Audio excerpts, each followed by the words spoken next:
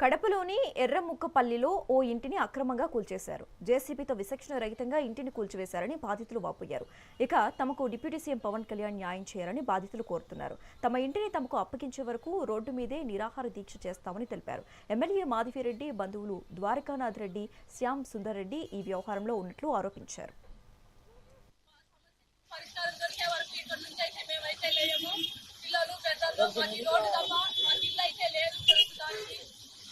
Road మీదే చూస్తాము. మాకు మీరైతే కొంచెం మా మీద దయ చూపి మా ఇంటికి మాకు అప్పగించేంత వరకు నిరాహార దీక్ష అయితే ఇక్కడే చేస్తూ ఉంటాము.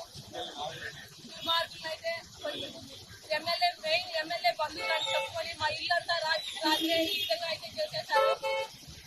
దయించి అది కనుక్కొని ఆ ఇన్ఫర్మేషన్ ఏందో కనుక్కొని మేమైతే దళితుల వల్ల మేము ఎస్సీ వాళ్ళము రెడ్లంతా కలిసి ఈ విధంగా అయితే చేసినారు. కలుపుబడి ఉందని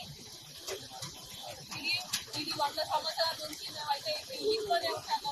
మా పెద్దవాళ్ళు తరతరాల నుంచి ఇక్కడే ఉన్నాం. రాత్రి 100 మంది వచ్చి మా ఇల్లునైతే ఇట్లా ధ్వంసం చేసేసి ఇంకా మా మెల్ల మంగళసూత్రాలు కూడా లాకపోయిన పరిస్థితి అయితే మాకుంది.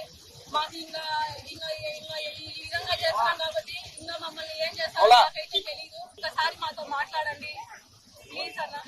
పవన్ కళ్యాణ్ సార్ ఒక్కసారి మాతో మాట్లాడండి. మీ మీద తప్ప మాకు ఎవరి మీద అయితే నమ్మకం అనిపించడం లేదు. కొన్నామని చెప్పి తప్పుడు డాక్యుమెంట్ తో వచ్చినారు. విలువైన స్థలం ఇది 12 సెంట్ల స్థలము, సెంట్ 50 లక్షలు పోతుంది. ఇక్కడ దౌర్జన్యంగా వచ్చి లీగల్ గా ప్రొసీడ్ కాలేకుండా దౌర్జన్యంగా వచ్చినారు. ఎవరి దగ్గర కొన్నారు? తిరుపతి వాళ్ళ దగ్గర కొన్నామని. ఎవరని లేదు. 5 తరాల నుంచి ఉండే ప్లేస్ మాది.